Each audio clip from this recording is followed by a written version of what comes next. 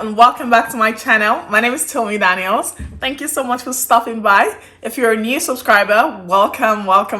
So glad to have you here. And if you're returning, welcome back. It's so good to see you here again. If you're yet to subscribe, can I please ask that you kindly subscribe to my channel, turn on the notification bell, and also engage with my content. It would be nice to know what you love or maybe you don't love about this video. Okay, so my name is Tommy Daniels. As I said, I film about property, faith, relationships, lifestyle, travel, everything really. So there's definitely something for you here. Today's video is a property content, and I'm so excited to tell you all you need to know about getting on the property ladder. I think I'm titling this video the Newbie's Guide to Buying a Property in the UK. All right, let's go.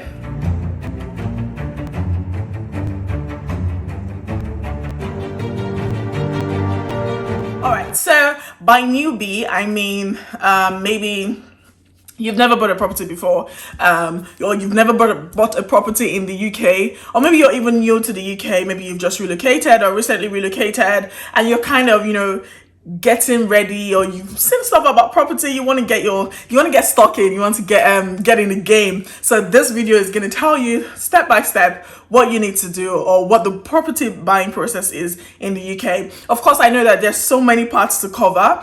So this video is assuming that you've gotten to a point where you're ready to proceed. You're ready to buy. You've sorted your finances. You've sorted your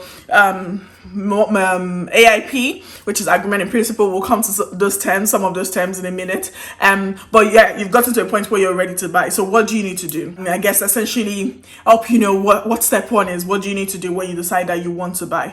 All right. So the very first thing that you want to do when you decide that you want to buy a property, if you're buying with a mortgage, is that you want to get an agreement in principle, or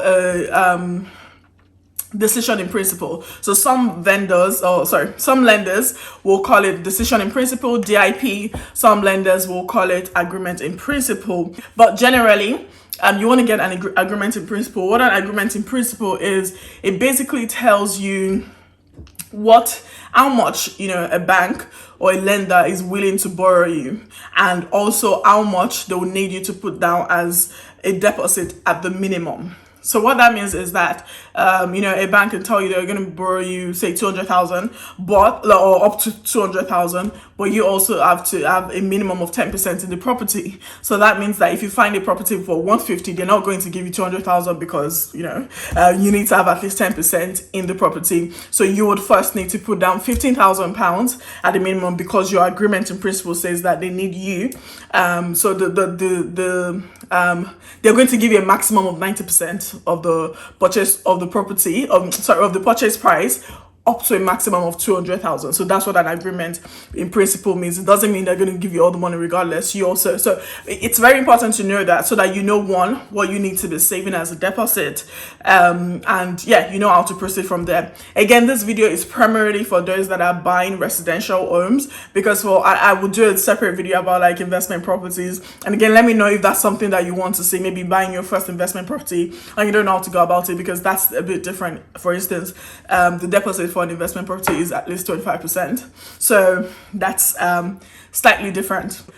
You want to find out an AIP, and what that does for you is that it lets you know how much you need to be saving as deposit. It basically guides your budget. It lets you know what you can have, what sort of properties you should be looking at, what sort of areas you should be looking at. And in terms of areas, that's a really good point. Like, maybe sometimes, like, because you've been settled in an area, you feel like you always have to buy in that area, and maybe if you can't afford it, maybe based on the AIP you've gotten from the bank, because you can't afford it, and you think, oh, I have to save for 2 more years. But have you thought about maybe looking outside the area, maybe 30 minutes further out, maybe an hour further out, if there's no reason why you absolutely have to be in that area? So rather than starting later, I think I always advise people, buy today, like buy now. Like now is always the good time to buy property. So once you have your AIP in hand, and you have your what the terms are, then, and assuming you've sorted your deposits, that you've got that on the side. But with the AIP, now you can go about looking for properties. You can go about searching, places that you'll be searching for properties are generally websites like Rightmove, Zoopla, Those are generally like, the two main. I think Rightmove is kind of like the biggest one where you get properties. So as they come up, one thing I'll give you a tip in terms of like Rightmove. If once you can set alerts on Rightmove such that when any property comes that matches your criteria for when any property comes that matches your criteria, so maybe you're looking for a minimum 3-bed, and it has to be a terrace, not flat, and maybe you want to drive or whatever, you can set everything and such that anytime that a new property comes up that matches that criteria, you'll be notified. So that way you can get in the game quickly and book your viewings very quickly. Don't sleep on it. Okay, so you can do that. So you start searching on Rightmove, you find your properties, you put in an offer. Now, in terms of searching for Rightmove, so again, let's go back to our example of 200,000. So the bank has told you that they will borrow you up to they'll borrow you 90% of the purchase price up to 200,000. So now I'm going to this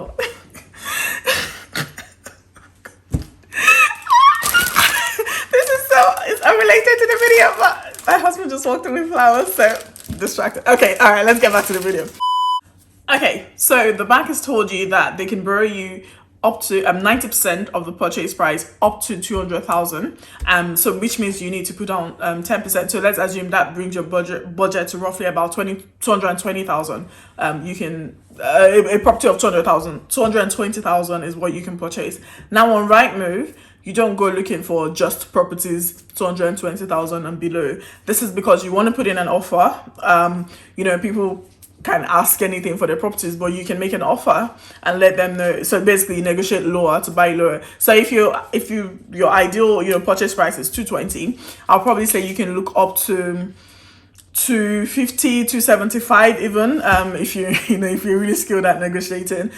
So make sure that you're searching not just exactly what you can afford to buy the property, but search a bit about higher than that, so that you can negotiate, and that's I guess one of the ways that you can get a property below market value. Okay, so once you've got that, you've got your searches and you've gone to view this property. Again, you want to start. Actually, another tip I'll give you is to start viewing properties, even if it's not exactly what you want.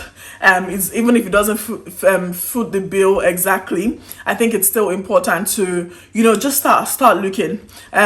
Because when you start getting, especially as a newbie, sometimes you don't know the questions to ask, you don't know what you're looking for. But the moment you get out there and start speaking to estate agents, they get you're getting more comfortable, you're getting more confident in what you're saying. And again, sometimes it's just about being able to speak a good game, and you could even get, like, if you seem like someone that knows what they're doing, they've got their head screwed on right, they've got all their ducks in a row, your finances are sorted, and you're speaking confidently, you probably could get a property at a lower price than someone else who doesn't really seem to have it put together. So you get that experience. The only way you can get that experience of speaking to estate agent, getting to know what to look out for when you're going for these viewings, is by doing it. So get out there and start viewing. Even if you're not ready, like say you're still maybe you're still saving, for instance, and it's going to take you 2 more months to have the full deposit saved up. I'll say you can start viewing like every other weekend, once a week, just start getting yourself in the game. And also what that does as well is that when you start building these relationships with estate agents, they sometimes will tell you what is coming up on the market. So before it comes off, because they know what you want, they've seen you built a relationship with them, they probably will give you a heads up before it comes on the market. And sometimes maybe the property doesn't have to come on at all, because you can seal the deal before it goes on the market. So that's what that does for you as well. And also, even in terms of the viewing as well, when you start going to look at properties and you see, okay, the questions to start asking, even if you're still gonna be ready a bit later, just start getting the experience. Of course, don't waste your time and say just viewing everything that you'd absolutely no interest in buying. Not that's not what I'm saying. Okay, so let's assume you've gone to view this property, this beautiful 3-bed terrace property, and it was on for 250, and you've put in your offer, you've negotiated back and forth, and say they've accepted your offer at 215. What is the next step? The next step, the estate agent will probably ask you for proof of funds at this point. So this is where you want to give them your AIP, which is your agreement in principle, or decision in principle, whatever the lender, your lender calls it.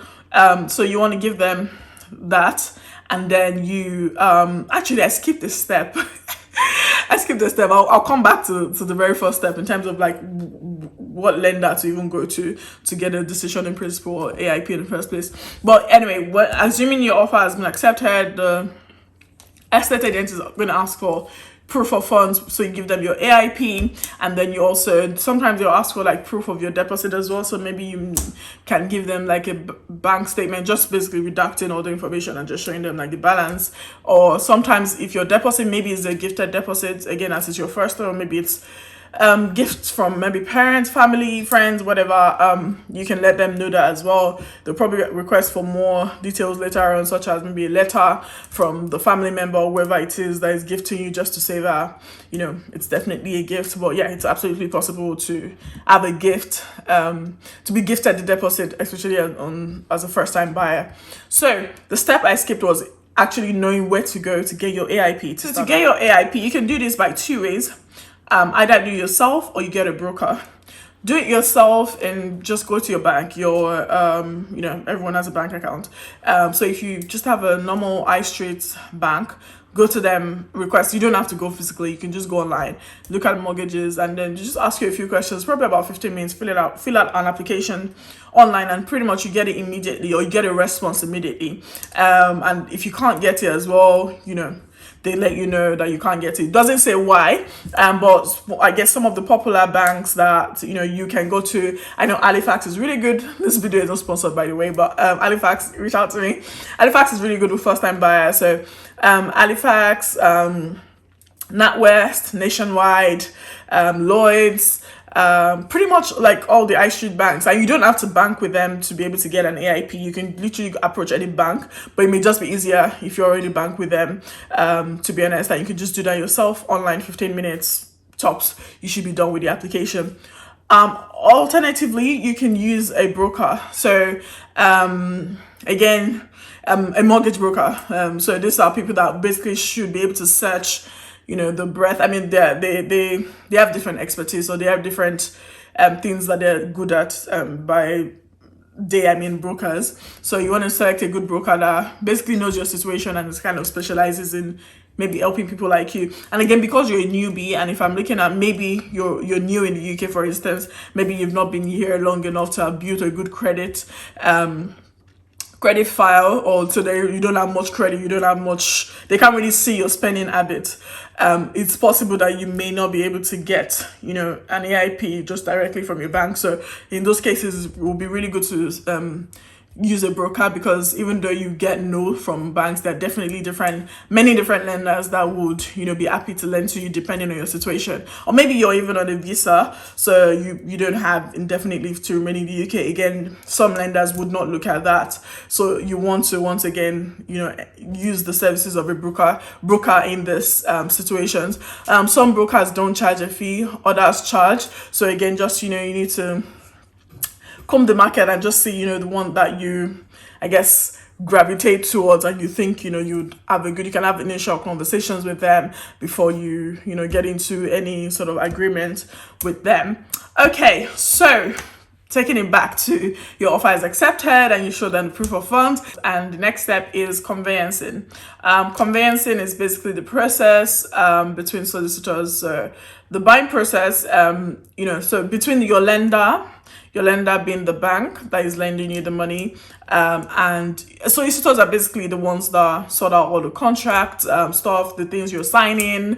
They make sure that everything is legit. The property, whoever the vendor or the people that are marketing and selling property, they're actually the owners. So this is their job, right? So to find a solicitor, if you don't already have one, you can check on, you can go on a website like reallymoving.com.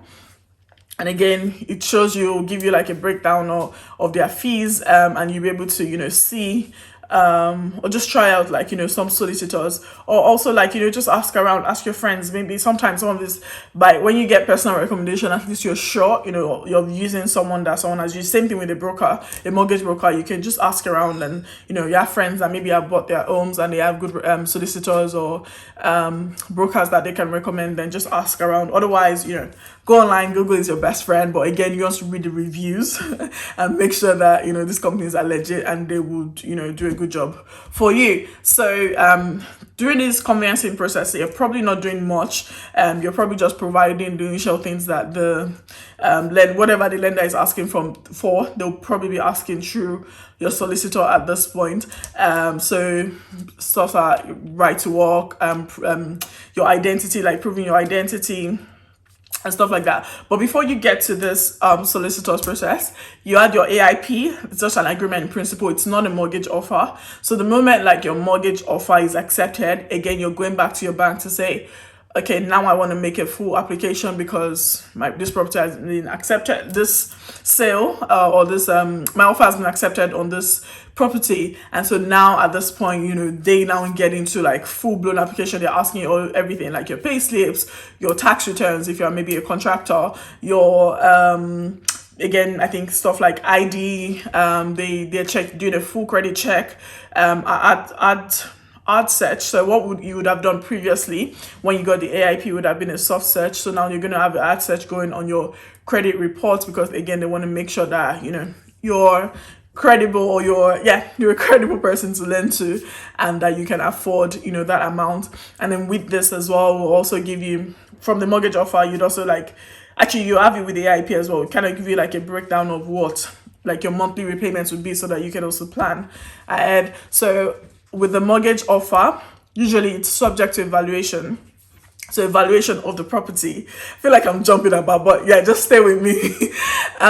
With the mortgage application, so when you put in your application, all of that is done. Then you need to pay for evaluation. Usually you pay for it. I know some banks, you pay for it, and if you're a first-time buyer, I think sometimes they don't charge you, or if you bank with them, or some, I guess there are some banks. I remember like Halifax at some sort of deal one time. Anyway, some banks you probably won't pay for it, but most people, I think, you pay for the valuation. It's not too expensive, a few £100.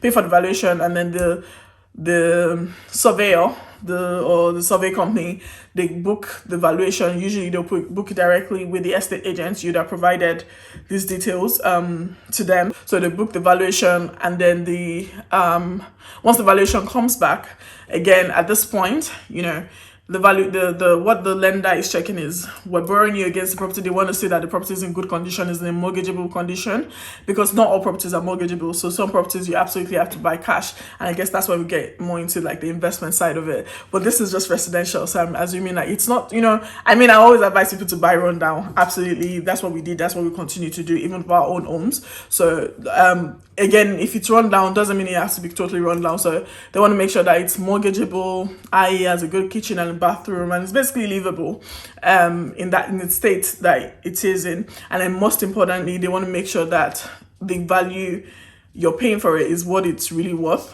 So if it comes back that the 215, I think that was the example we gave, I forgot now, but assuming we get 215, that your offer was accepted at 215, and then they value as 215 as well. And again, there's so many different parts of it, in the sense that some of the things that you may find with some lenders is that they say a property is non-standard construction and they don't lend on it. Again, it doesn't mean that if that's the case with the property you're going for, it doesn't mean that the sale ends there. You can still go and find other lenders that will lend on non-standard construction. This is where you need a broker that will be able to help you search and comb through the market fully. Assuming everything's fine with property, the valuation comes back at same price you offered for it, 215, and then you purchase the property at 215. And then at that point, because the valuation has come back fine, then you get your mortgage offer, which is, that's a big step. So once you get to that point, congratulations. That's really good. And then, back to the solicitors, sorting out the conveyance. And at that point, before the valuation, solicitors could have ordered searches, the search the local authorities, just different searches relating, however, if you're a solicitor, you can tell me exactly what all the searches. I know there's like environmental search, local authority search. They do the searches, they get the contract, so you get your contract between the vendor, so the sellers, and yourself. Again, all of these things, your solicitors will basically put you through and tell you exactly what you need step by step. So when everything is fine, now you're moving towards the second to the last stage, which is exchange. Exchange is when you basically exchange contract, and usually to do that, usually pay 10%. You pay a certain amount, a certain percentage. I know you can exchange it as low as 1%. I don't know if that's just investment properties or if you can do that for residential as well. But anyway, you pay a certain amount of money and you exchange. So exchange is now, this is definitely signed and sealed. By the way, this is all for England. I believe that Scotland, they have a different, so this is England, Wales and Northern Ireland, I think. Don't quote me on that, check it, but I believe that Scotland has a different rules when it comes to like exchange, and their process is a bit different. So yeah, disregard all of this video if you're based in Scotland. So yes, you exchange contract. So by the point you exchange, this is pretty much you've bought the property, and if you've maybe paid, so let's assume you've paid 10%, and maybe you were, because again, what I didn't mention is the fact that you can pay much more. So if the bank tells you they're borrowing you up to 200, you can still buy a property that's 400,000. You just have to pay the difference. So you can be doing as much as 50%, as much as you want really, in terms of the amount you're putting down. So if you pay 10%, let's assume that you're paying a total of 25% for this particular property. You can pay 10% for exchange, and then exchange means you've exchanged contracts, you've also agreed a completion date. Completion basically means the day that the sale completes and the property is yours. But from the day you exchange, you are legally responsible for the property. So to exchange as well, you usually need to have a building insurance in place. So you can get your solicitor would tell you exactly what is needed, but you'd have gotten a building insurance to become effective from the day you exchange. It is possible to exchange and complete on the same day, but also you can delay completion for whatever reason. Especially when it's sometimes you just want to basically have it signed such that we've exchanged, but maybe I'm not quite ready, or maybe there's a chain, maybe the seller is also not quite ready to sell because maybe they're buying somewhere else. But at least once you've exchanged, you've agreed a completion date, say maybe in a month's time, in 2 weeks time, that this is definitely certain. If for any reason you decide to not go ahead after exchange, you lose the fees that you've paid, or the amount, whatever you've paid towards exchange, you lose what you've paid, the deposit you've paid, and I'm not sure if there are any more penalties for if you decide not to complete after exchange. But yes, so let's assume you've exchanged, and then you've set your completion date for 2 weeks time, and in 2 weeks time comes, by then again you've transferred the final funds, your solicitors, and they also get the funds, the 90% or whatever percentage it is, say 75%, they got that from the lenders, and they exchange, the money exchange ends, and the house is yours, and you get that call that says, congratulations, we've just completed. So whenever you hear completion, that is what it means. Basically means the property is yours, and usually the estate agent will you probably go into the estate agent office to pick the keys, or they meet you up, or whatever you do, and maybe sometimes the lovely estate agents will give you like a nice box to congratulate you on your purchase. And yeah, there it is, you're now a first-time buyer. Congratulations, you made it this far. But yeah, I think there's actually a lot to run through, and I'm sure that there are probably things I've missed here and there, but I've tried to simplify this as much as possible, and I think this definitely gives you a general overview, especially if you're a newbie, maybe in the UK, or just new to property generally. This will definitely be a good starting point for you.